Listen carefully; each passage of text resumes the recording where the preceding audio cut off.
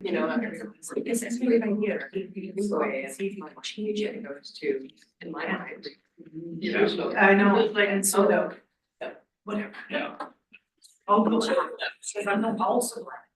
We are trying. Like, I'm willing to make the credit. Yeah, sure. That's what I need. Did everybody hear that? I know, but it was. Thanks, Tanya.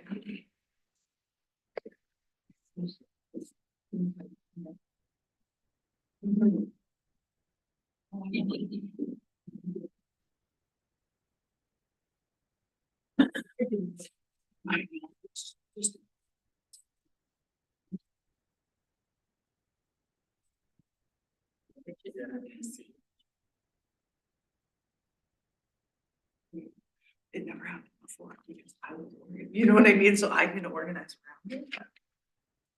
Okay, good evening. Hello, everyone, and welcome to the public portion of our Victorian and Esquimalt Police Board meeting for May 20th, 2025. I'm going to call the meeting to order right now at 5 p.m. And I'm going to start by asking my friend and colleague Tim to provide our territorial acknowledgement. Thank you.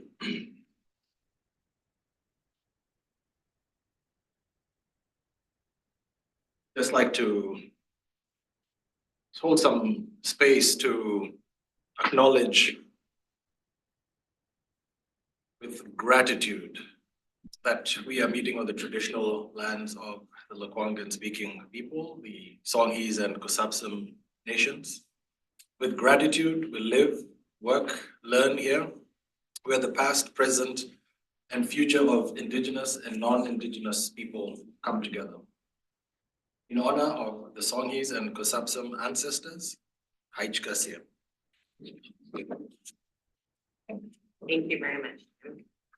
I'm going to seek any declarations of conflict of interest at this time. Thank you. Seeing none, I will move on to item B and look for a motion to adopt the public agenda of May 20th, 2025. Elizabeth, seconded by Marianne. Any changes, errors, omissions, additions? No. Seeing none, I will call the motion. Those in favor? Any opposed? Thank you. Motion carries. And now I will seek a motion to adopt the public minutes of April 15th, 2025. I'll move. Second, Dale. Any changes, errors, omissions? Seeing none, I'll call the motion. All those in favor? Opposed? Great, thank you. Motion carries. I'm going to move on to my board chair update. I'm in a role board member engagement into this, and I just want to talk about a few things that have come up for me recently. I enjoyed attending the Victoria Day parade on Monday, attended with my friend and colleague Tim, and we had an opportunity to watch and enjoy the parade together. I'm a true lover of marching bands, so it's a really special day for me. I appreciated the opportunity to see Deputy Chief McRae and Chief Manick and take a photo with our kids and all the volunteers. And I want to acknowledge the way in which Vic PD does a really excellent job of engaging with the public at the parades. And I think many years ago, right when I was first on the board, I went to a parade and I noticed the police for the first time. And I thought, well, they're not really talking to anybody. They're not, I felt like it was a missed opportunity. And for so many times since then, I haven't felt like that. I've just seen so much opportunity for positive engagement with kids and community, and not just being there to keep people safe, but being there to make a connection and have an impact from that perspective. So I wanted to acknowledge that.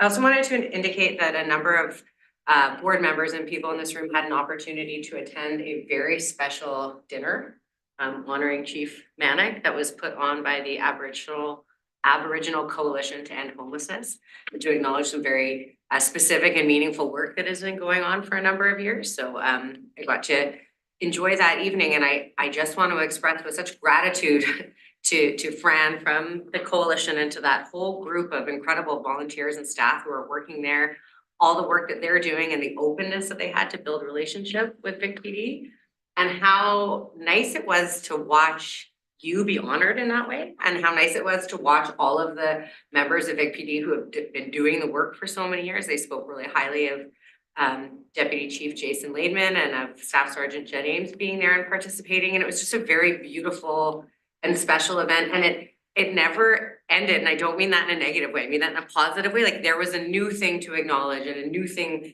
to celebrate and a new gift to give, and it was a really, it was a really meaningful experience for me. I think there was some hopefulness and hesitation from the group at the Aboriginal Coalition to End Homelessness that our incoming chief would be picking up and that work and holding that as such a high level of importance that our chief does right now. And I gave some reassurance that we certainly considered relationships like the one that the Aboriginal Coalition to End Homelessness and Vic PD have when we were making our selection for incoming chief. So I feel confident that it will be a good transition, but I would like to acknowledge the beautiful event they put on and the beautiful work that has been happening. Thank you. Thank you. I'm gonna continue acknowledging people. We have some shifting in our board makeup right now. Tonight is the last meeting for our board member, Dale Yakimchuk. Just been a really fabulous addition to our board for the past, I think it's been a year and a few months.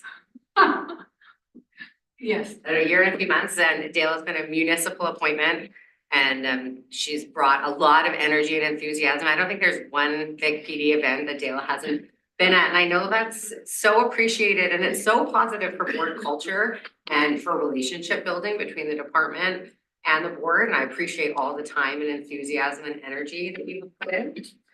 We also have had longtime board member Sean Dillon have his final meeting happened last month. Sean almost hit his full 6-year term. He's about 3 months shy of that. So he's been contributing to the board and the department for a very, very long time.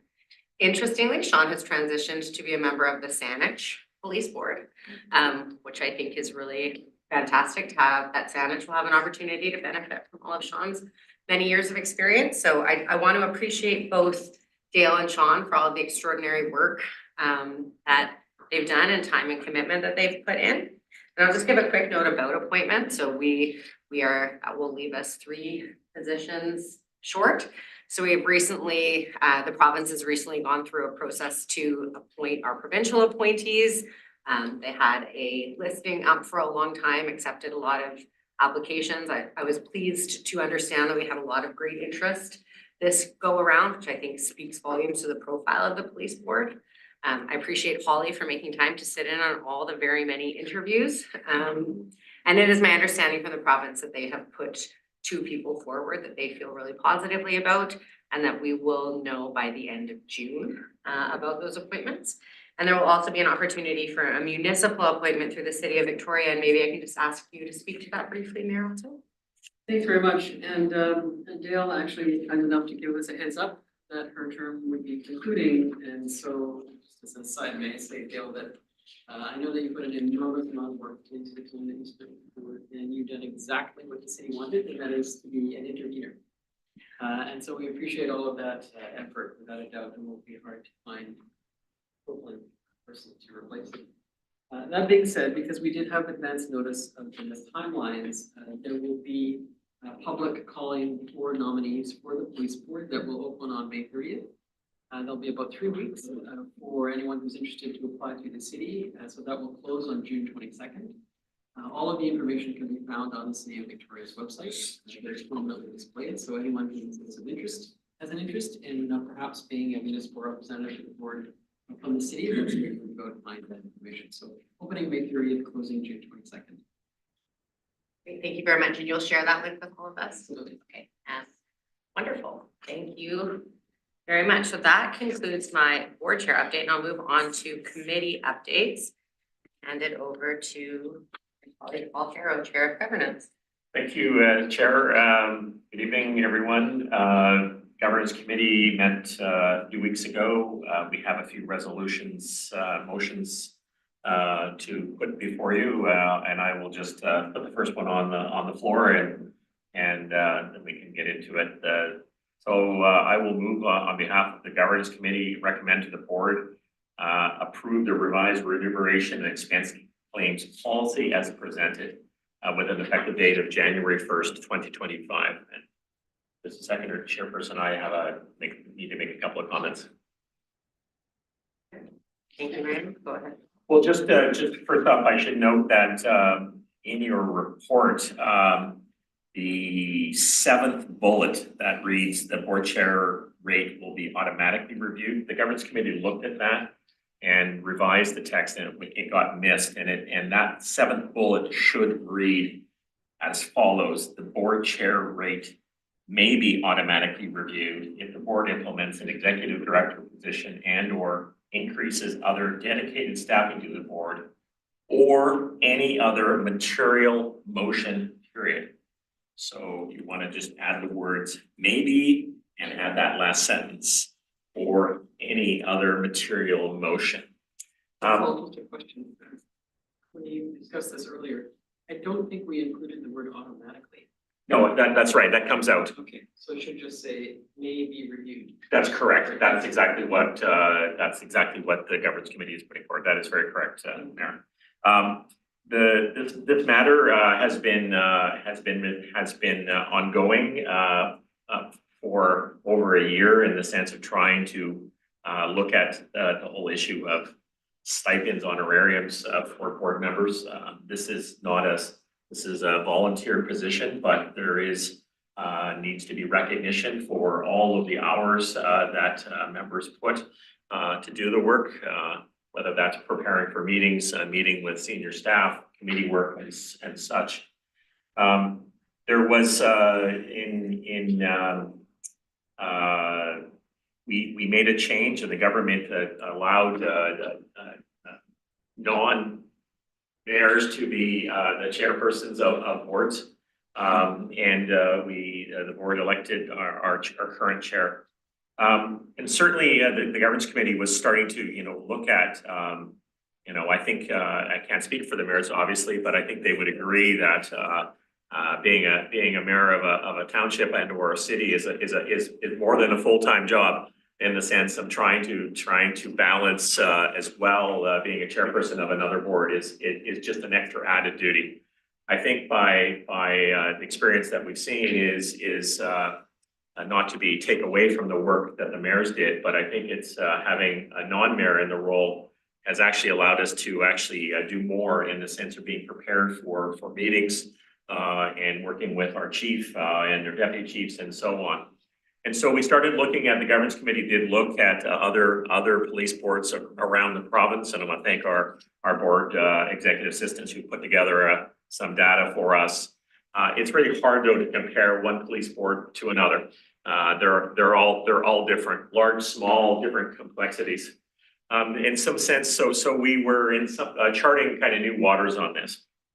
However, the governance committee felt very, very strongly that the current rate for the board chair, which was the same as the vice chair and the committee chair, was not correct. In fact, the chair is putting in sizable amount of more hours in that, and I think that's just evident in looking at the report that we've heard from our current chair, in the sense of preparing and dealing with all of the recruitment for our new chief and all of the prep work for that.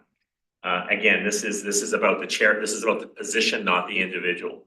And so the governance committee looked at different formulas and looked at other boards and tried to come up with a simple process of trying to figure out a number to put in this. And what the board effectively is putting forward, which is before you, is making the board chair remuneration the twice the amount of a regular board member.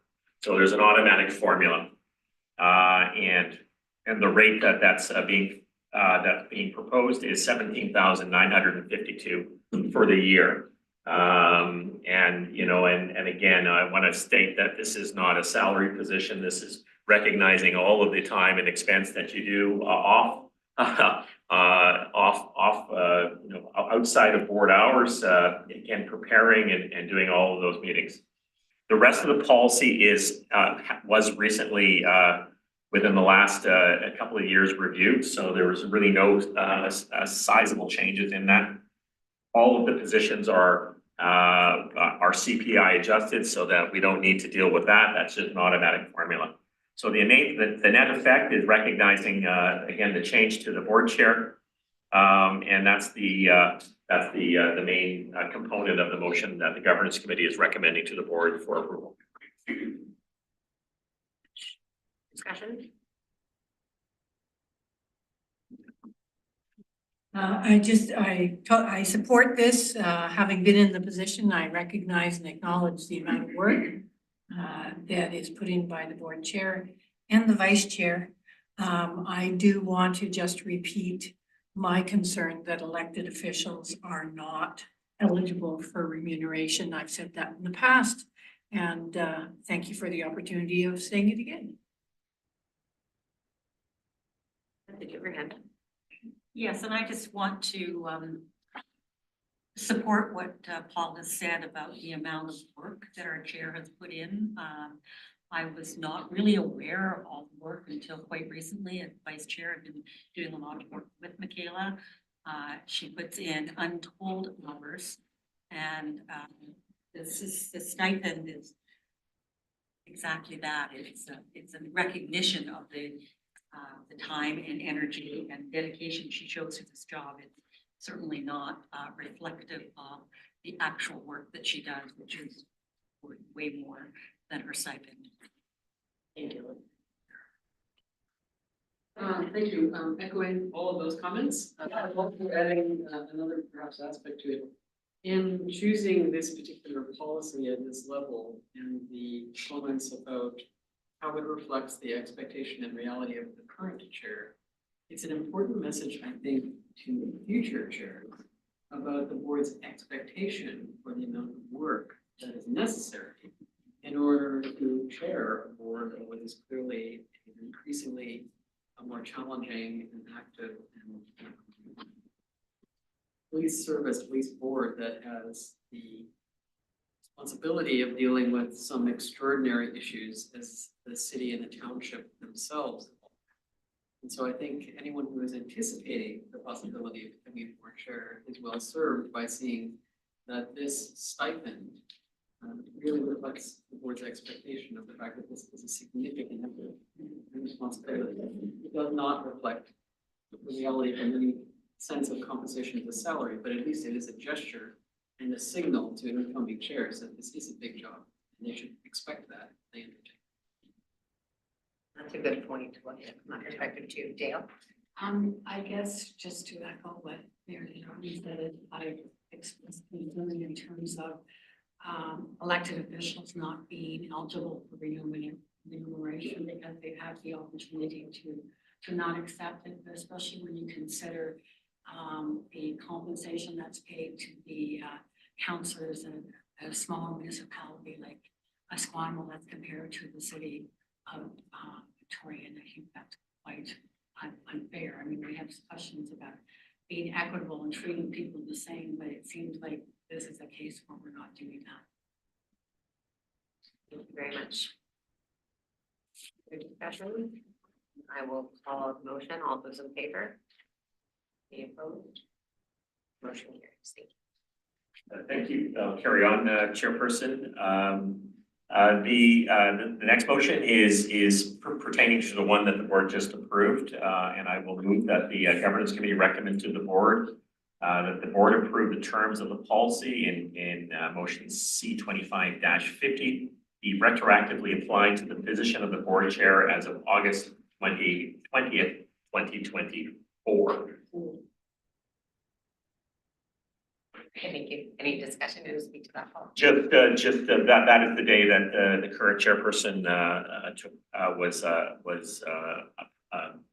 approved by the board to take the gavel of this this board. We're going to get you a gavel. Totally. But hand of a sword, then I'm happy. Exactly. Any further discussion on that? On the motion, all those in favor? Motion carries. And Chairperson, the last one, and I may get Staff Sergeant Ames to possibly weigh in on this one, but that's your key for being on standby. All police boards in British Columbia received a letter dated March the 25th, 2025 from Glenn Lewis, who is the Director of Police Services, Policing and Security Branch. And it, not to get into the weeds on this, but it relates to the Police Act, and it's It's providing, clarifying the reporting requirements pursuant to section 28. And again, I stand to be corrected, but section 28 deals with stating that rules that Vic PD must be consistent with the act. We reviewed this at length at the governance committee at the last meeting, which was 2 weeks ago. I will move a motion. The proposed wording is actually in the package, but I will just with that context, I will move that the governance committee is recommending that the board approve the Police Act rules, section 28 document as amended to add a new line 4.1 that will read, and I'll just bear with me here, that the board will only review and approve Vic PD policy not related to procedures or departmental processes. The procedures and processes are operational matters outside of the board's preview. The department is permitted to make amendments to the procedures and processes without the board involvement, except to the extent such amendments contravene Vic PD policy. And what the governance committee also wants is the entire policy documents will be shared with the board for their information, so that we'll always have eyes on those emerging documents. And of course, built into that, not of course, but built in there automatically is all of those rules need to be shared with the Ministry of Public Safety, and that kind of sums up the motion before you, Chairperson. Very much. Can I have a seconder for that? Ollie? Any further to it? I think, you know, again, I think I think it's pretty clear. Again, the Assistant Deputy Minister Lewis was just made clear that in his letter talked about the requirements to when you have to file with the ministry and when you don't have to, and it's laid out, and we follow that. APD follows the guidance of the ministry to a T, and any changes they will be notified accordingly. Thank you. Any further discussion? Chief? Yeah, thanks, Chair. I wanted to just add that when we first received this letter, there was some questions from a number of police agencies, our policy people, just in how to interpret it and how to make sure that we were in compliance with the Act and what government really wanted. So there was a working group that did come together all across the province, all police, different agencies represented. So the letter that you see or the process that you see in your package takes all of that into account. So there's a level of consistency amongst all municipal police agencies across this province. Thank you very much. Tim? Thank you, Chair. I will just say that as a part of governance, we have seen quite a few policies come our way, and we know exactly what we can and cannot and should not be judging. But it's always been refreshing that any questions we've had, any comments that we've had have been received and answered fully and openly. So I'll just say that this should continue. Thank you. Thank you very much for that, Tim. So seeing no more discussion, I'll call a motion. All those in favor? The motion carries. And Chairperson, that concludes the motions for the governance committee. Thank you very much, Paul. Tim, it looks like we've got no discussion in human resources. Does that remain the case? That remains the case. Nothing today. Thank you. Thank you very much. Then I will pass it over to Chair of Finance, Elizabeth Cole. A few information items. Our Director of Finance is generally gives us a financial update at board meetings. We're moving to a quarterly report because we think that's more efficient, better use of her time and everyone's time. Obviously, the financial documents are always available if anyone needs to look at them. Another item that I wanted to bring to your attention is the appeals under Section 27 of the Police Act of the decision by the Township of Esquimalt not to fund the late night task force. We have appealed that. We have letters going back and forth between us and the two municipalities. because both municipalities get to weigh in on this, and the Director of Police Services, the ADM Glenn Lewis, about providing information, and that process is ongoing. So we're moving it along bit by bit, and eventually we will get a decision from the ministry and the director as to what's going to happen with that. And the only other thing I would say is you heard earlier about the fact that we have some of our members that are leaving. Unfortunately, both of them are on the finance committee, which leaves the finance committee very short of people to do some of the budget work that we're doing right now. Essentially, it's me. Because the other two members are our mayors, and I don't think they have time in their agendas to rush around and do consultation with various groups. But we have identified a number of organizations and have started our discussion with them. It's trying this year to talk to groups that represent sectors of our community as opposed to individual groups. So we're looking at business groups, resident groups, and groups that support the social services and other needs in our community. And we also have had the opportunity to meet with First Nations. So that is ongoing work, and more reports in the future. Thank you very much, and I will review committee structure and make sure that all committees are appropriately supported. Just if I may, if I can ask a question to the chair of the finance committee, back to the section 27. So I understand, if I have this correct, we need to send in some additional information by the end of this month. That's correct. And then do we have any indication from ADM Lewis when they could get a decision on this very important matter? No, we don't. The correspondence we get back from ADM Lewis gives us the deadline for us to reply. Right. But not any deadlines about when he will reply. So we just patiently wait until we hear. Yeah, okay. Yeah, well, let's hope that we can get a decision one way or the other. Because it's the late night task force, obviously, is an important program, and we need to have this sorted out, so. And I think we've made a very good case about how important this is to the safety of people enjoying Victoria's nightlife downtown on the weekends and being able to go home safe. Thank you. Thank you very much. So now I will move on to item F, board member engagement update, which give any of you an opportunity who have done or attended or participated in something interesting this month to share it with us. And I know that you have something to bring up.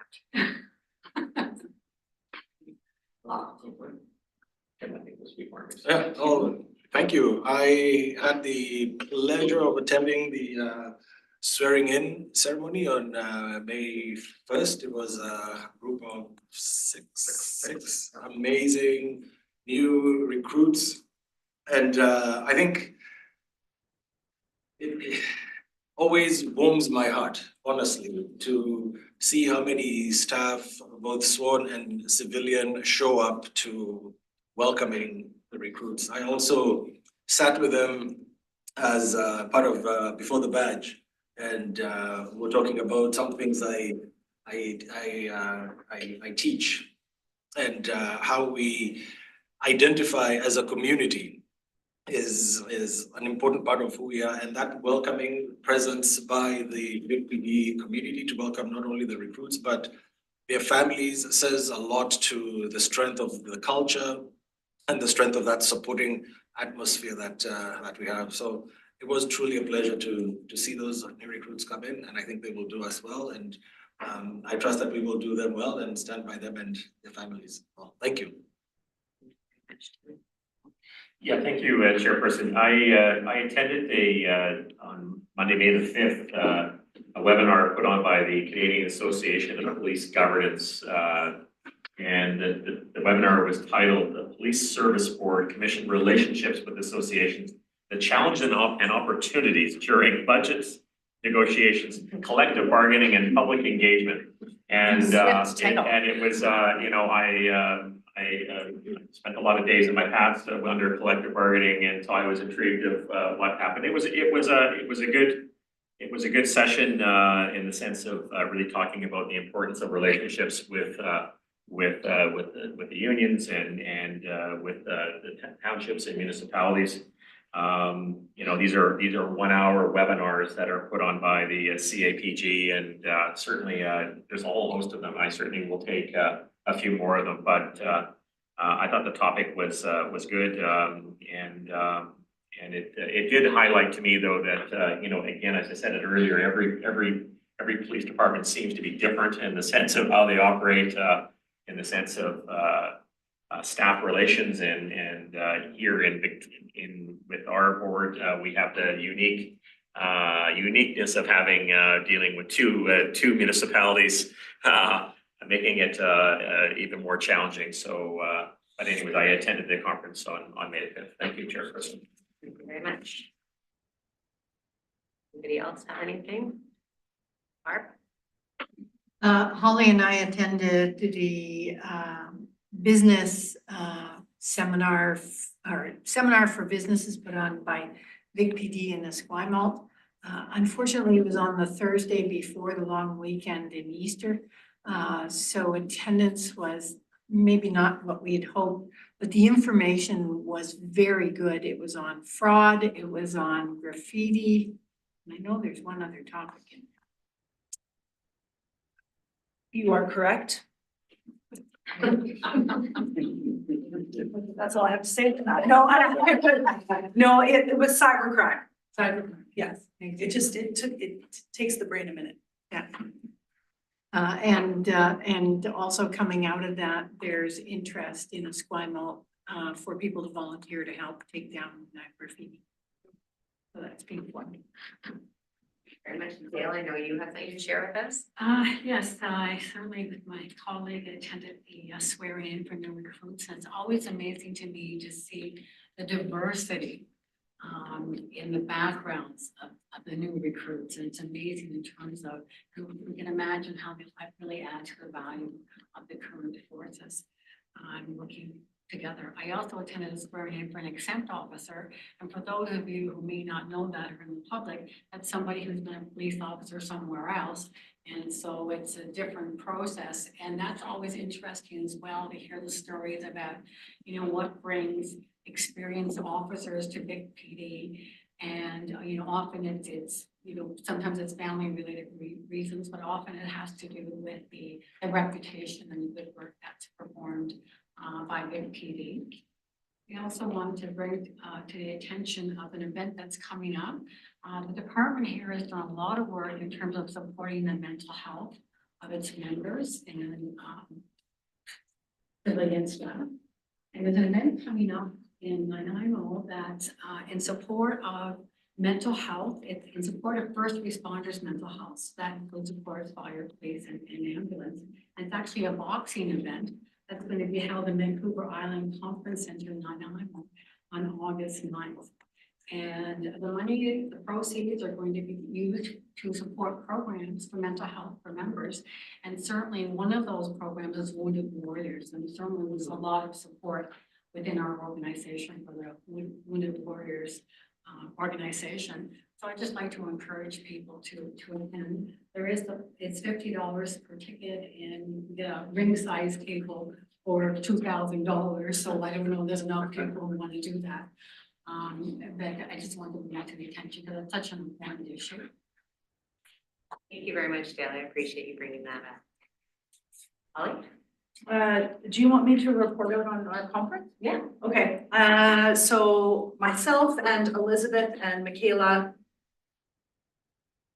went to the police board conference over in Tawasin, and it was really great, but the biggest takeaway for me was the amazing time that we got to spend on looking around and touring the Tawasin First Nations and just seeing the relationship that the Delta Police has created with the Tawasin First Nations and how well they work together and how their services are very complementary.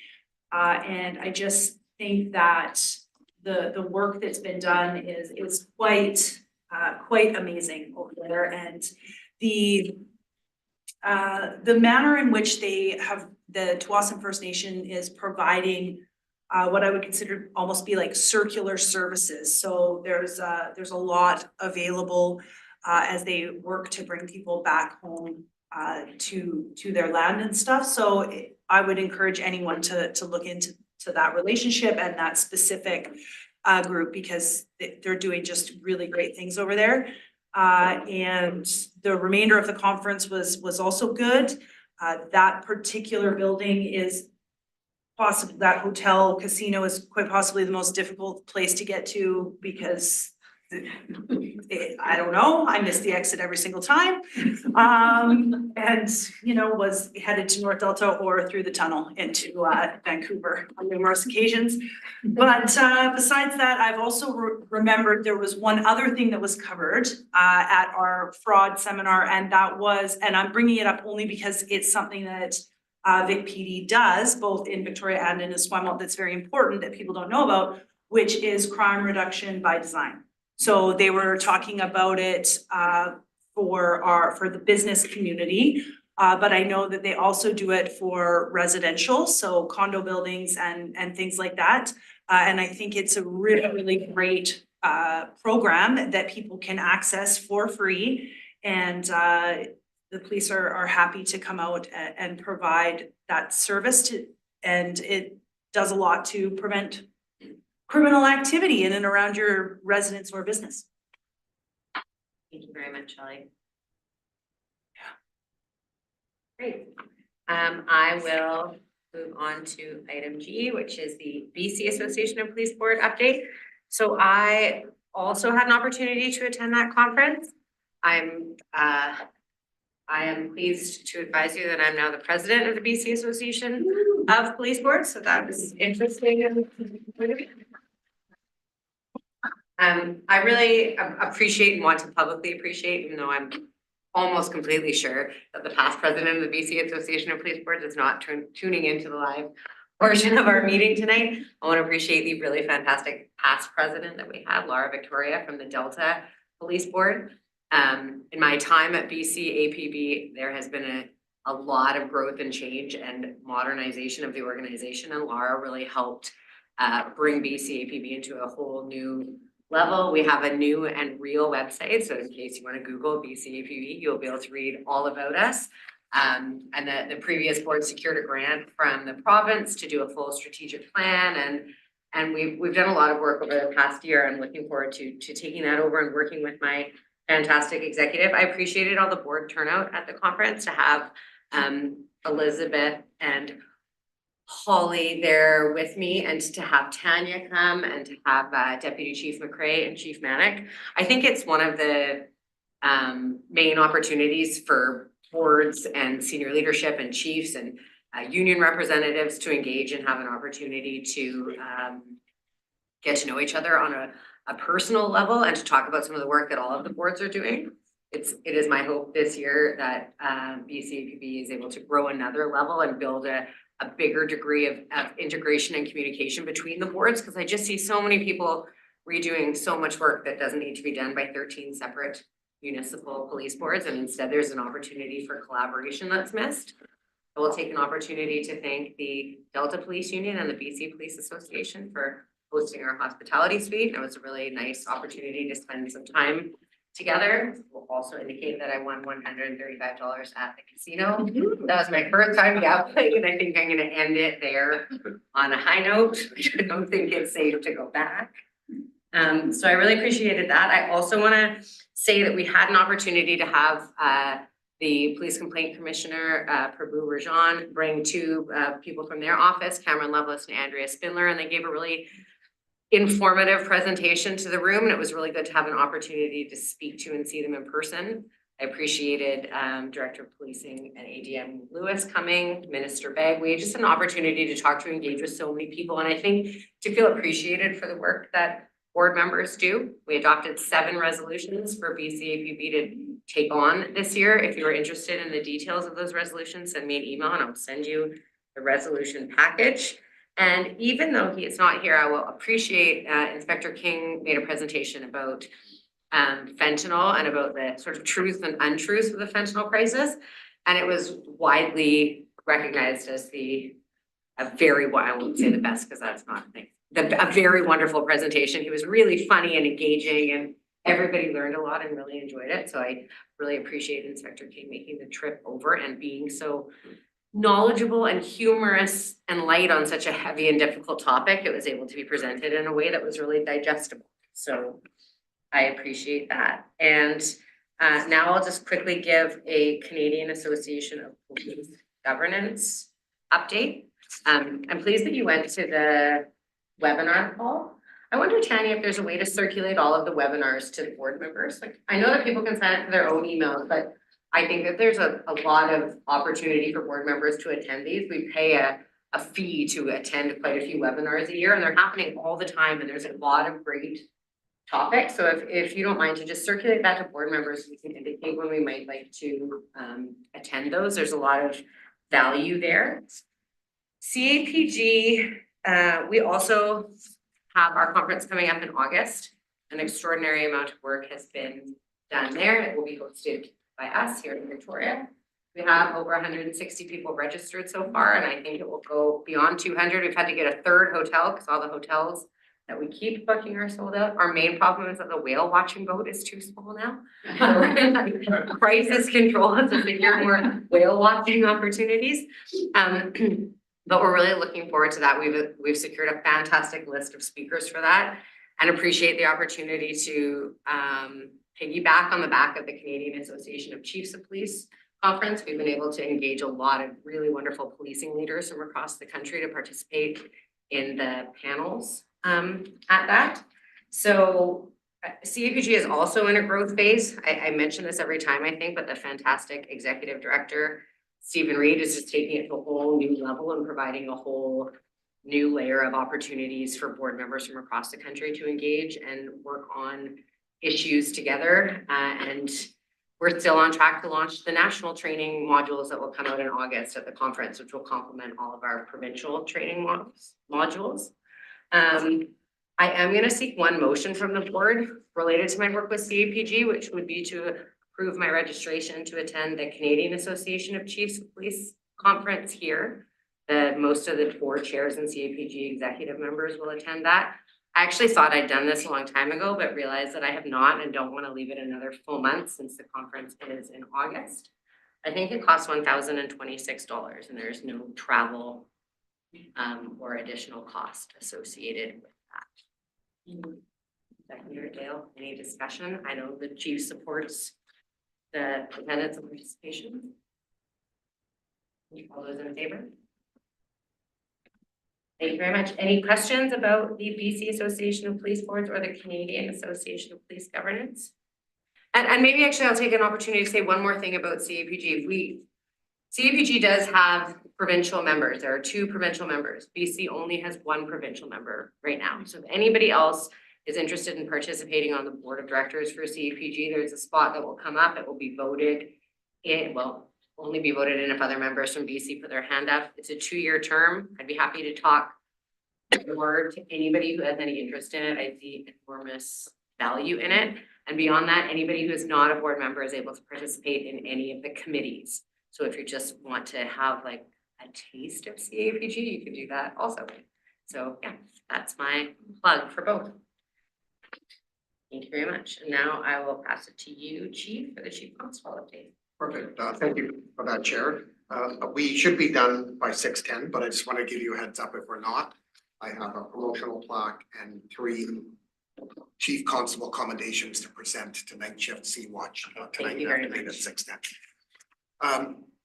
I'll start off with my Chief's activity report. It's on page 42 of 47 in your package. 1 pager lists some of the events that some board members have already discussed. Previously, I have been going around presenting a number of promotional plaques, as I touched on. I'll be presenting again more tonight. Welcome our new recruits to Before the Badge. Presented some other Chiefs Constable commendations. I attended to Sea Watch, provided a Chiefs update. We had our reserve class graduation ceremony. Dale, thank you very much for representing the board to be at the reserve class graduation ceremony at Bay Street Armory. An honor. Yeah, it's great to have you there. We had 13 of our new reserves graduate, and we had 3 Oak Bay reserves. We helped the Oak Bay Police Department or the Central Saanich Police Service time to time. They don't have the ability to put on their own reserve class. And then finally, the Esquimalt Buccaneers Day Parade was this last reporting period. Amazing event, as was the Victoria Day Parade yesterday. That's my chief's update, and I'll turn it over to Deputy Chief McCrae. Thanks, Chief. Just a couple files for the board and the public to be aware of. One of them we just released earlier today, but for those board members or members of the public who haven't had a chance to see it yet, last week our strike force unit conducted an investigation. In the course of that investigation, there was one male who was taken into custody at a supportive housing facility here in Victoria. And when a search warrant was executed on his residence, a kilo of fentanyl, as well as a loaded handgun and a large amount of cash, over $40,000 in cash, was located.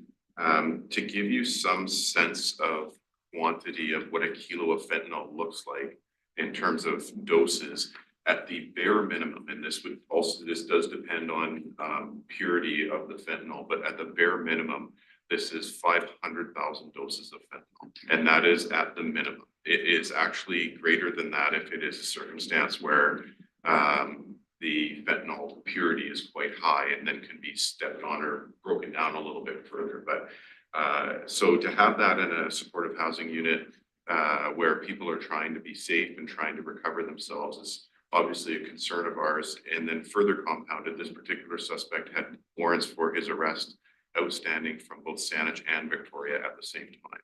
So he has been held in custody at this point. I can't say how long that will occur, but at this point in time, since his arrest, which is on March 14th, he has been held in custody, and we will continue to work with the prosecution to ensure that he's held accountable for this significant amount of fentanyl in such a vulnerable location. One other file that I'll just raise for you, and I don't recall if we issued a media release on this particular file or not. Around or on the same day as the suspected homicide, which was the 27th of April, we also had a serious file in Esquimalt, which was a arson turned into a house fire.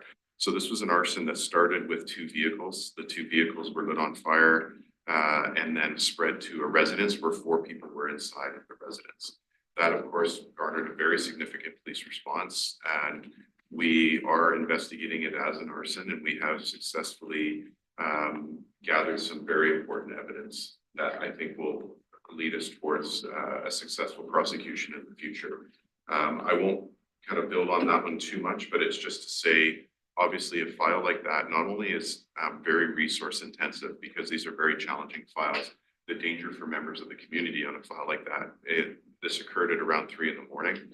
So you have people at home in a residence that then starts on fire that we were able to help get out safely and work very closely with the Esquimalt Fire Department to ensure that we're gathering all of the evidence and we can to conduct the investigation appropriately, but still one of those files that is challenging and time consuming. That file remains with our major crime unit and will continue to be investigated over the coming weeks and months.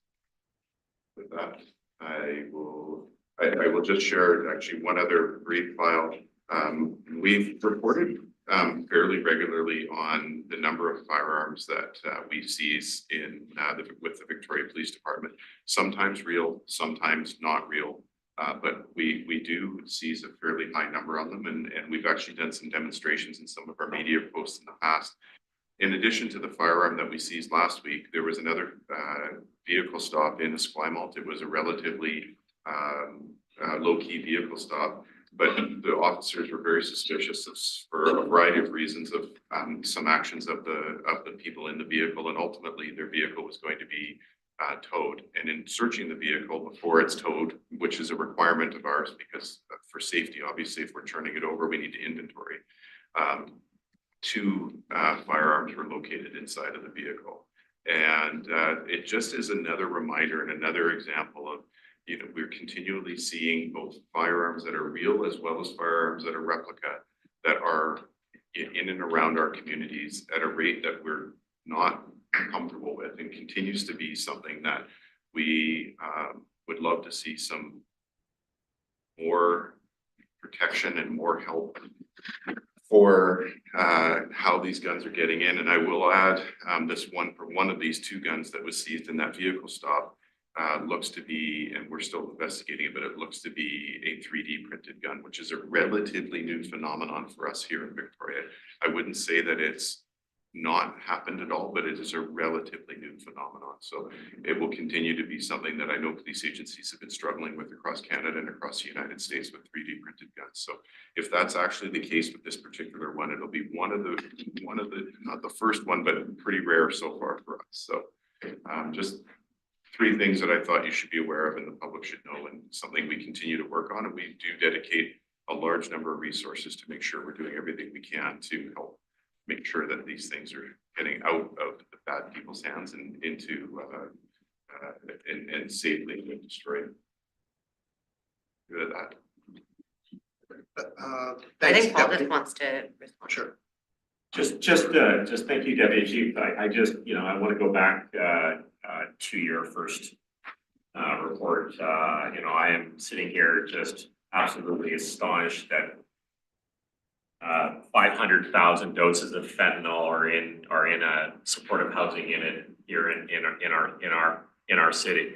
And you know, I want to thank the strike force for doing that work safely and obviously seizing not only that fentanyl, but again, a loaded handgun. I just hope that the provincial government actually looks into this and actually really drills down to this, because you know, I hope I'm wrong, but if there's 500,000 doses in this supportive housing unit, I certainly have to ask the question, what else is out there? And I mean, this is a serious matter, and I know the residents I would know are obviously very pleased that this has happened.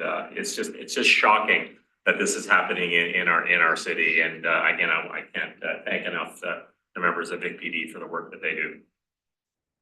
Thank you. Chief, sorry. Yeah, that's it for that agenda item. Would you like me to move on to the EDI? Yes, please. Okay. So that's on the bottom half of my report on page 42. I'll just cover off a couple things. I was at the Khalsa Day Parade, big community celebration for the South Asian community. Also, in light of what happened at the Lapu Lapu Festival for the Filipino Street Festival, where a number of citizens were killed, and it was such a tragedy. I ended up going to the Filipino Community Center this happened on a Saturday night. We really looked at our operations plans. We had the TC 10K run the very next day on a Sunday as the Khalsa Day Parade as well.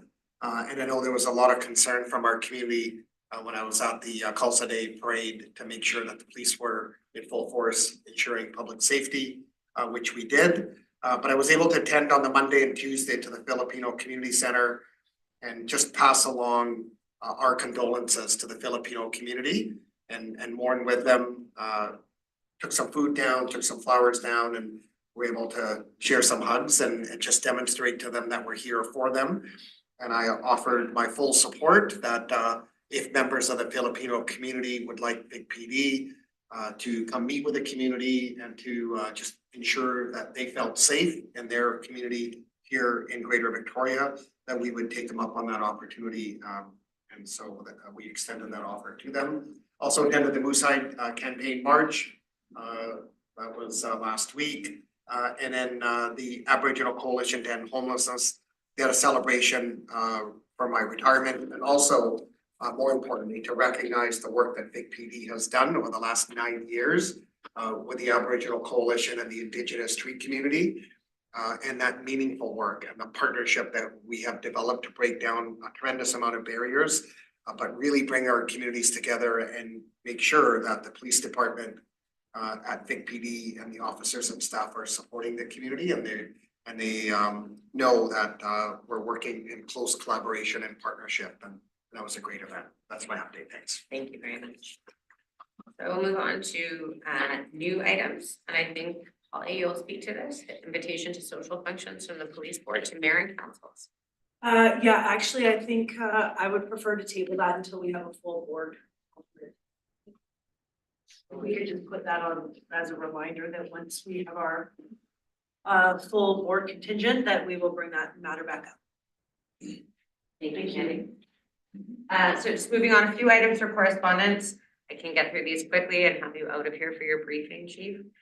Just a thank you from the BC Association of Police Boards. Our board donated $575 towards a coffee break. It's a completely not-for-profit organization with no funding, so only support from boards allow things to move forward. So thank you very much. There in the package, there are 2 formal resignations from the board, from Sean Dillon and from Dale Yakinchuk. We've already spoken in more detail about appreciating them and wishing them well in their next chapters. So there we go. Does anybody have anything else throw in at the last minute? Sorry, are we on the? Oh, yes. There's one more document. And our last item for correspondence and information is the e-com report. Everybody's package in page 46, yes. Just, I have a question to the chief, if he can answer it. I understand that the provincial government launched an independent review of e-com. I think it was at the end of last year, and it was, if my memory serves me correct, it was to look at operational concerns, financial concerns. I know there was a bunch of issues regarding increased levies. Do we know where that? Do you have any information on kind of where that sits right now in the sense of timing? It just prompted me when I saw this report. Sure. I'll ask Deputy Chief McRae to respond. So I know they are still in the information gathering phase. I actually had a formal meeting with them about 10 days ago on behalf of Big PD, sharing information both on the operational side, a little bit on the financial side. They had a fairly extensive series of questions. I believe the mandate's quite broad, I think, of what they're actually looking at.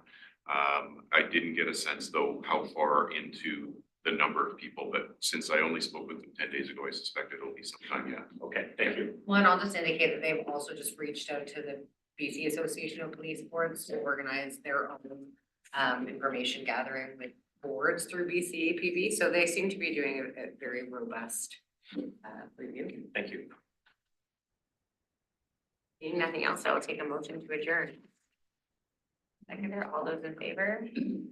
Motion carried. Thank you. 6 o'clock, about 156. Thank you very much. Are we Yeah, are we? still? Presentation today.